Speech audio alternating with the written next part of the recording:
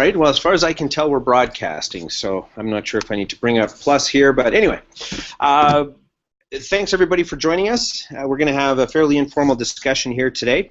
I'm going to be spending some time just engaging with a bit of Q&A, sharing of information with Matt.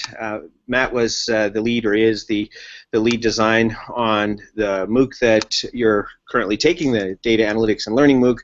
And one of the things that was interesting for us is trying to communicate or take what we think were important aspects of a MOOC, but having that reflected in the design experience. And from a design experience, there's a range of factors that obviously have to be considered. So some of the things that have to be considered are obviously issues like how do you take a general concept about social learning and share it or generate it in such a way that's relevant and useful for individuals that are taking the course. So we spent a lot of time obviously working closely with Matt and getting input and insight from him on a range of issues such as how do you communicate this particular concept, or how do you have a set of resources available for learners when they work in a distributed environment. The leader is the lead design. That gives us a bit of an opportunity to play around with what that actually looks like. And that's basically what we did in working with Matt. So we've been working fairly closely trying to take ideas and have them reflected accurately in the design process. Now, I'll just give you a little bit of background on how this came together before I turn things over to Matt, and we'll engage in just a bit of Q&A on this. So we had a meeting here at University of Texas in Arlington earlier this year, and we brought in a group of about 15, 16 folks to help us think through what are some of the challenges around current learning design and the current learning approaches in MOOCs. And we wanted to really think differently, not about the content, because the content is something that is going to obviously change from course to course, but in spite of the activity that we've seen happen in the online education space, where in the last 2-3 years now we've seen in the range of $100–200 million being put into MOOC-like providers, we haven't seen really much of a change in what the course instructional process looks like. So there's a sense in which we stopped innovating very early. We have the same learning experience that someone did in 2011, which is driven by videos, driven by content, and even though we all talk about the importance of social interaction, and we all talk about the need for us to be engaged in meaningful conversations with our peers and to have better group support and to have learners own the space of interaction and a range of other things, we've seen very little of that reflected in the design process. So the group that we got together included, Matt was obviously there, we had a colleague, Dragan Gasevich, that joined us, who's in the course as well. We had Carolyn Rose that joined remotely. She was traveling at the time. And then we had folks from, let's say, Liberal Arts College, such as Davidson, that joined. Dave Cormier, who I've worked with in the past on MOOCs, joined as well. And folks from edX. And just basically we spent time thinking through some of the challenges of running a MOOC. And that design jam, which was a 2-day event where we tried to think differently about the MOOC process, in many ways directly influence the kind of design experiences that you'll engage with as we move throughout the course. So, Matt, why don't I just quickly throw it over to you, and maybe you can talk a little bit about your initial reaction to the design jam and your assessment or your state of mind as we were done, because you, right after the event, captured quite nicely in a blog post the challenges around a dual-layer MOOC, and the way that you visualize that, I think, has generated a fair bit of discussion online, but also been influential in the way that we've structured the course. Yeah, well, my initial reaction was that this. Yes. My initial reaction was that. All right. Sorry, Matt. Is it just me? I'm not getting. Can you hear me? Yeah, now I can. Sorry, my problem. Apologies. Well, the initial reaction to the design jam was a lot of excitement. I think there were a lot of good ideas that were thrown around in the room, and but also kind of a bit of fear, just because a lot of the ideas that were thrown around, like you said, we've talked about for years, and we're as an instructional designer, by training, we're trained in all these things, but no one really does them. And so, it's kind of the thought that I came out of that. It was, oh, are we really going to do this now? Wow. So my initial thought was, we better start visualizing this, because when you start talking about social learning, it becomes less of a less of a concrete thought and more kind of an abstract concept, because you don't sit down and follow a linear list of things in an LMS. A lot of times you're just told to go out there, connect with people, maybe blog about this or that, but it's kind of a much more nebulous concept. So the initial diagram was really just me trying to wrap my head around this and really just figure out, is there any way that this could work? And so hopefully, we'll be finding out next week, hopefully we'll see some of this working. But that was kind of my initial reaction, is that you've got to get some kind of visualization here in some way that will help start making people, help us make sense of kind of this less concrete idea as the designers and instructors. Well, and so we'll dive into a little bit more on what that specifically looks like and what a dual-layer MOOC is specifically, but it might not be a bad idea to talk a bit about some of the principles that certainly you were using as you went through the design process, and some of the principles that I found relevant just as we were having conversations about this, both in the initial design jam, but also in the follow-up design conversations that you and I have been involved with. So I think one of the things that is an obligation, I think, for universities to provide is learners to build their own spaces in the learning process, meaning that individuals need to own their identity online. It's not appropriate for individuals in an institution that is intended to prepare individuals to be future leaders. It's not appropriate for those students to go through a process where they're not developing the skills of owning and managing their own identity and their own learning and to have control of their own learning, but rather in many systems today to have that learning owned by an institution. So that was one thing that at least I thought was a bit of a design principle that was influencing how I was thinking about the course. Another aspect was that a broad articulation that the way we're teaching students today in universities doesn't necessarily map to the kinds of knowledge problems that individuals grapple with in a daily basis, meaning the linear, well-architected, clearly defined view of learning and knowledge doesn't map to the kinds of stuff that we see happening in society on almost a daily basis. You pick up a newspaper and there's a crisis here and a crisis there, but by the same account there's enormous progress in science and development and innovations. And so getting students to become comfortable functioning in ambiguous knowledge spaces, spaces where we don't know everything but we're still required to act.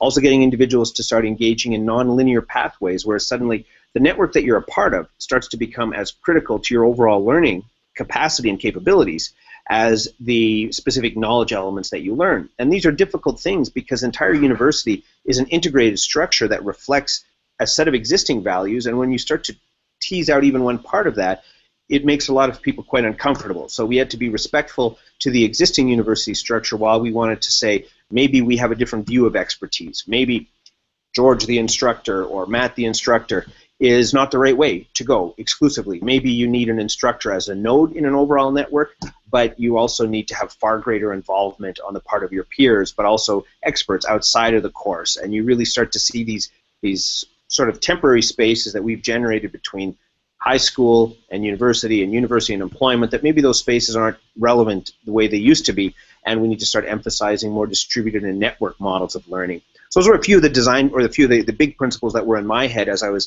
thinking through this course. But what were you thinking as a designer? What were the principles that were guiding the decisions that you were making?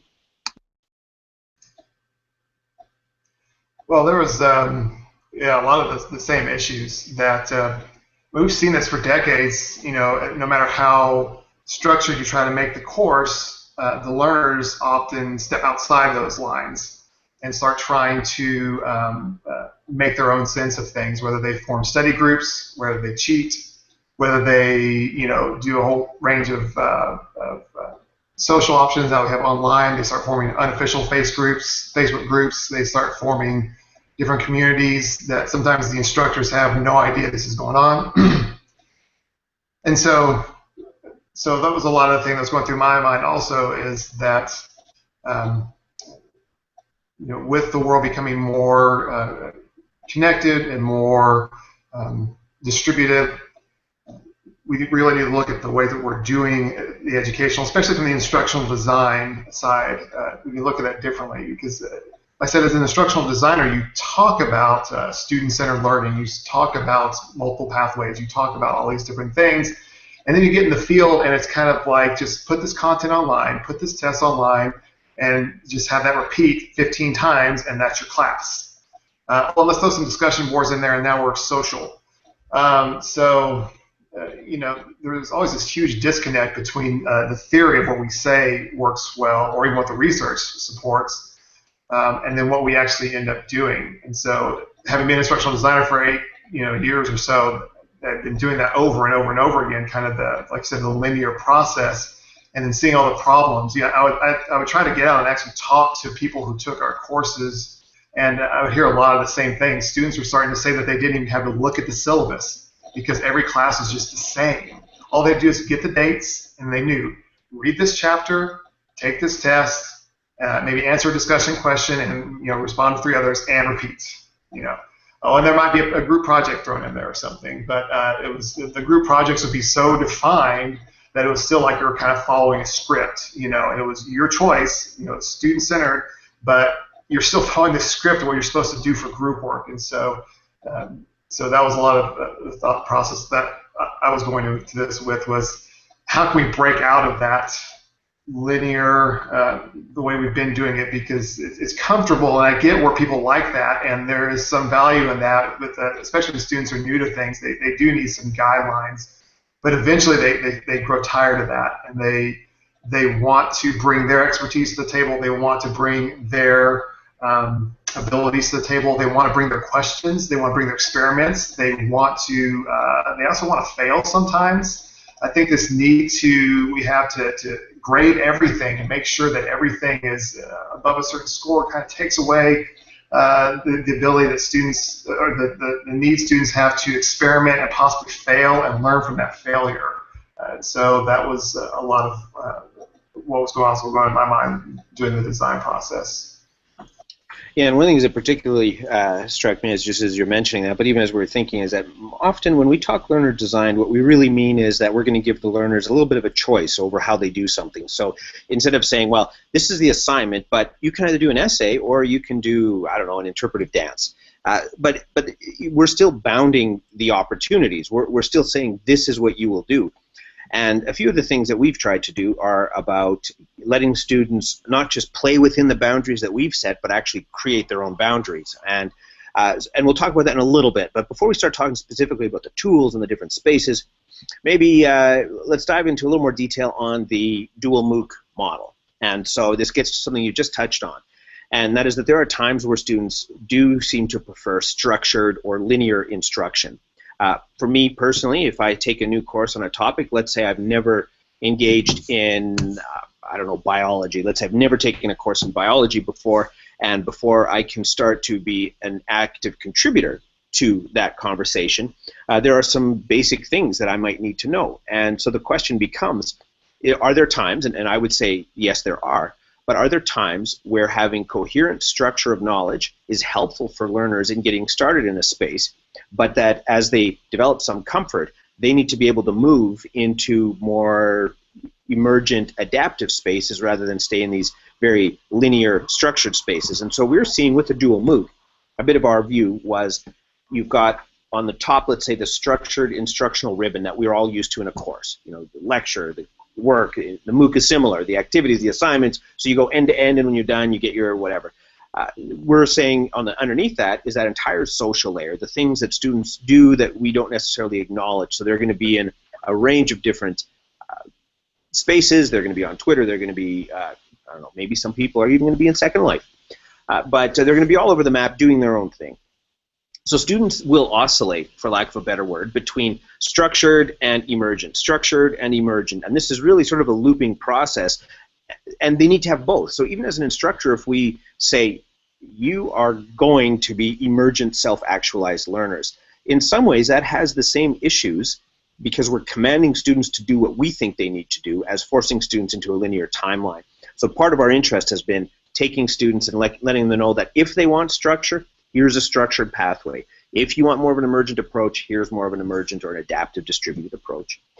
So that was the general idea. And one of the things that you did nicely based on our conversation at the Design Jam was you created a nice diagram that sort of encapsulated a few of those design decisions, and it generated a fair bit of conversation. But from what did you find most challenging about trying to create a dual layer MOOC? And because really you're doing two MOOCs in one.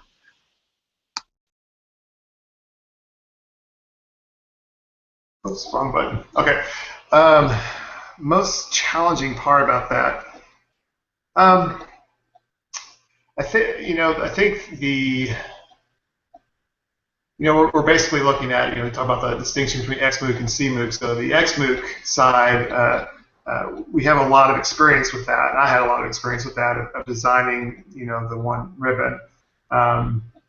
The CMOOC, there's not as much experience in that, but there's a lot of people who've done it well. Of course, you did that with your earlier MOOCs, and you got Stephen Downs and you Groom and other people and Dave Correa and other people have done great work with that. So you can see a lot of great examples of people who've done that. But when you're trying to put both of them in a class together, that's when it kind of gets a little tricky. Because a lot of times in the past when we've looked at dual pathway and multiple pathway courses, what we've really looked at is they're not necessarily personalized as much as we've just created 5 or 10 defined pathways, and they can kind of go through it like one of those old choose your own adventure books, where you feel like you're choosing your own stuff, but it's already kind of scripted out for you.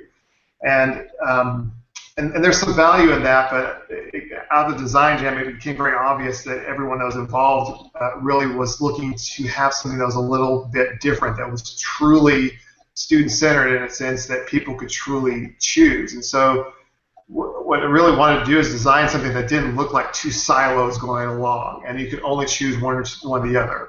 Well, you certainly could if you wanted to, but the idea came is that people could cross over at any point that they like.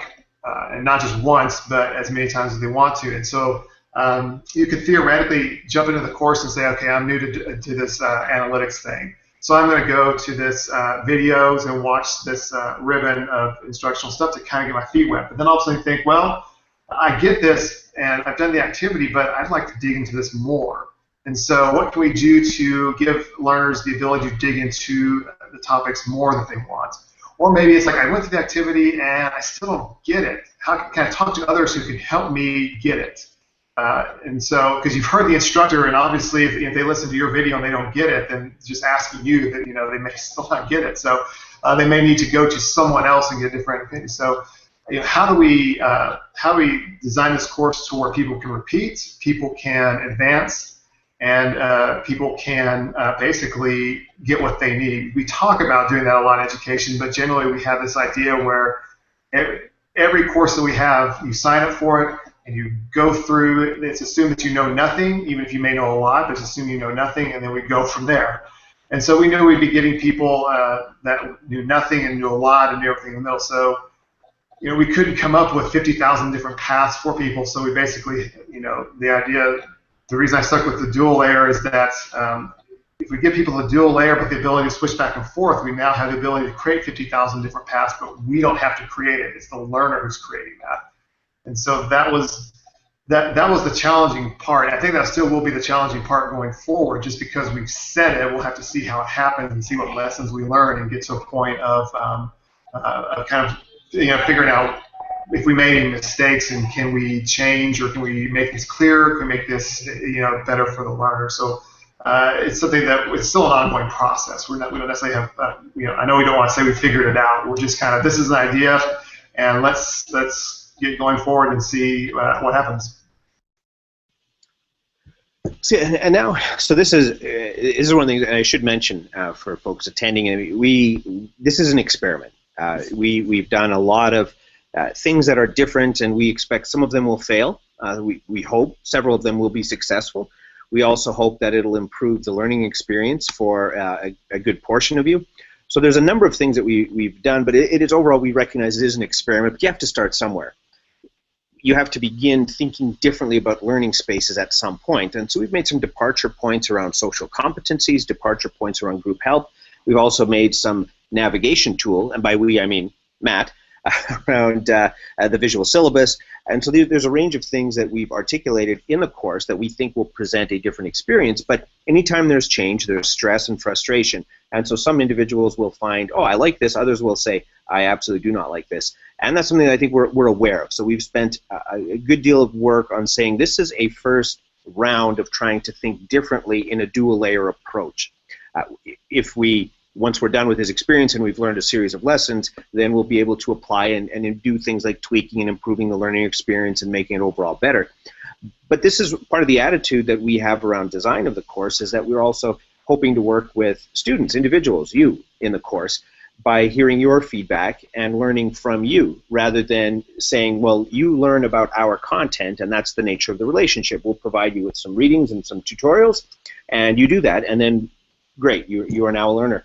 We're very much hoping that this comes up as more of a collaborative interaction, where as you're engaged, as you create artifacts that reflect your understanding, others can use those artifacts to build on top of their understanding. Also, if you discover, oh, I can do this with this course tool, and I can engage in this kind of activity, and the list goes on. So over time, the participants in the course start to become active architects of the course, because the space that we create is a sort of a malleable starting point for learning. Those are some of our ideals. But one of the things I'd love to hear from you, Matt, is that, and this might be of interest for designers in the course or who are tracking the course as well, is it's not all sunshine and roses. And so you've no doubt had some stress. You've worked with 4 instructors that do things differently and according to different timelines.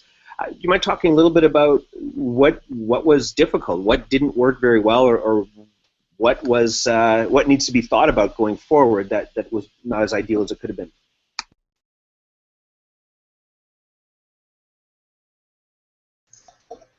Let's see. Well, I just want to say overall, I enjoy the process just because you get to do things that we only theorize about a lot of times, and that a few people out there are done, but most of us we don't do. So overall, I enjoy the process.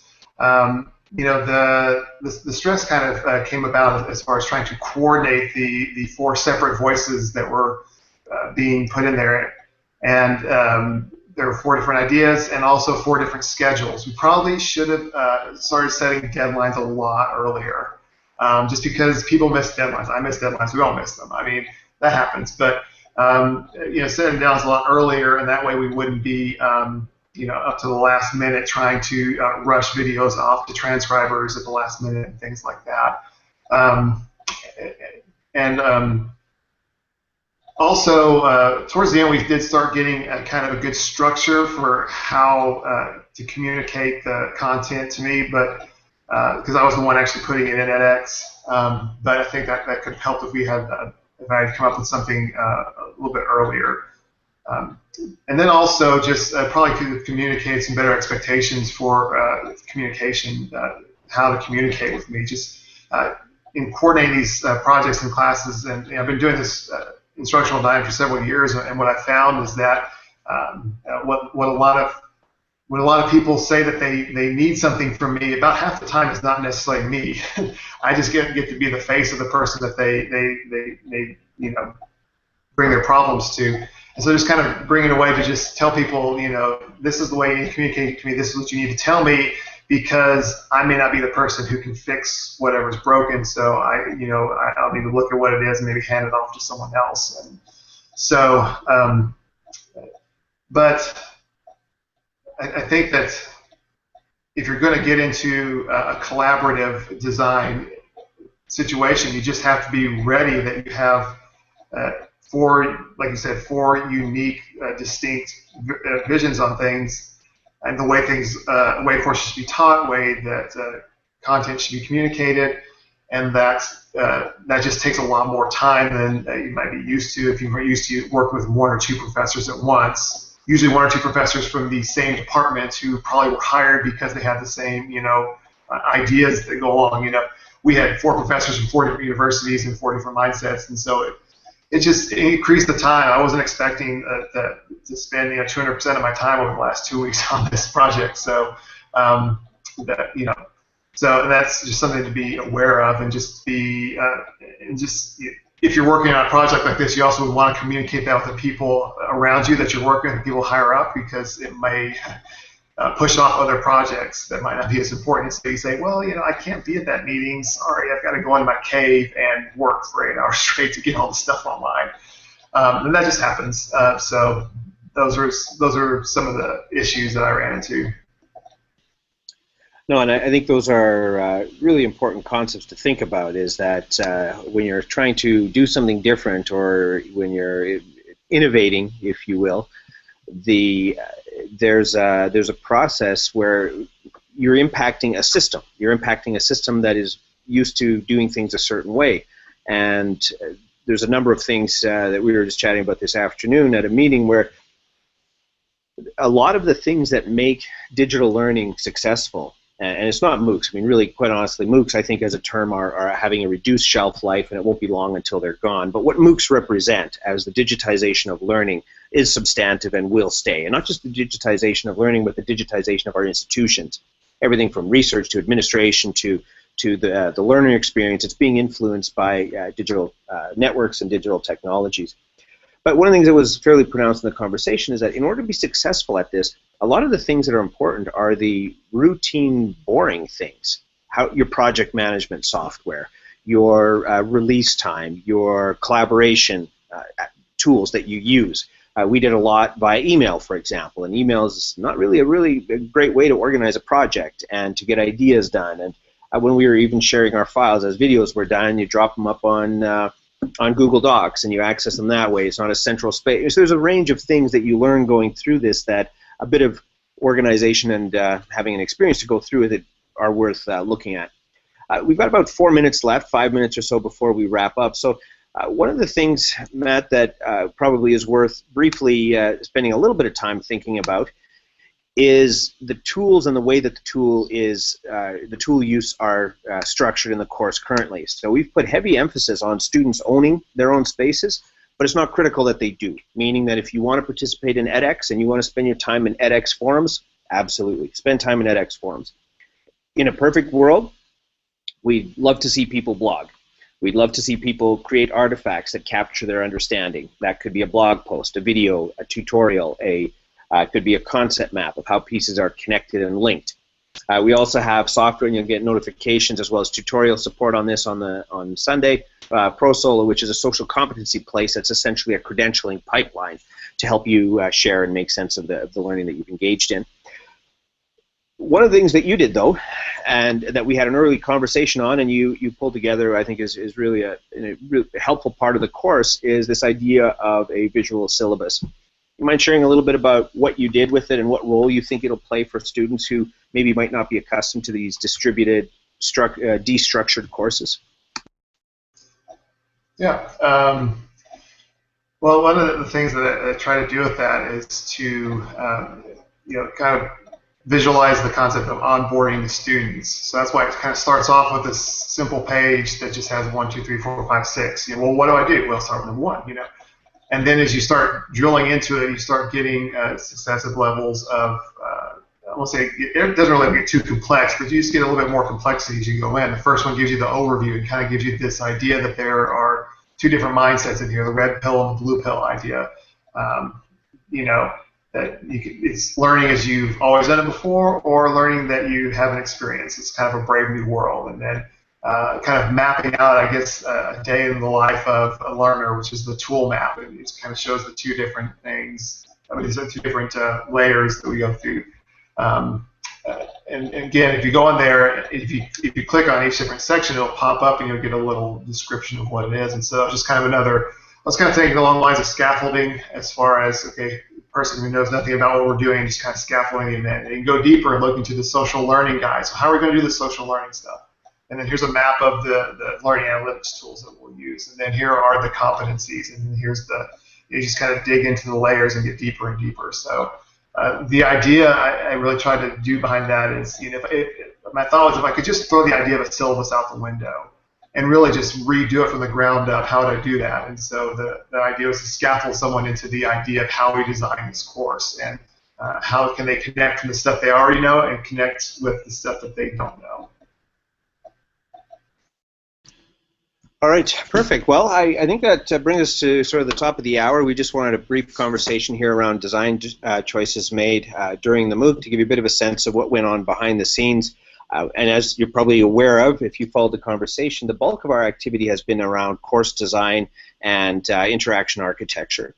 The content is, a valuable element of the course, but that's not what we were trying to tweak in this particular instance. So a lot of the content that you'll see is Camtasia recorded content.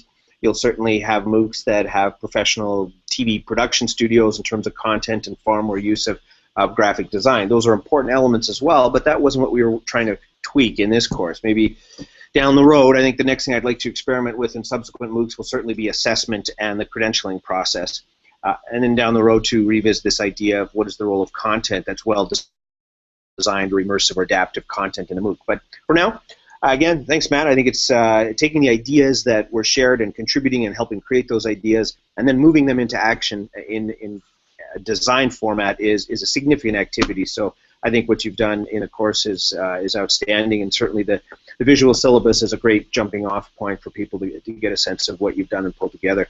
The rest of you'll get some information on Sunday night regarding how to participate in social competency systems. The course itself will officially open up on Monday, where you'll get into the week 1 content. There is some 0-week content in edX already where you can dive in and participate in discussion forums and so on. So looking forward to learning with everybody. And Matt, thanks again for everything. We'll chat soon. All right, thank you.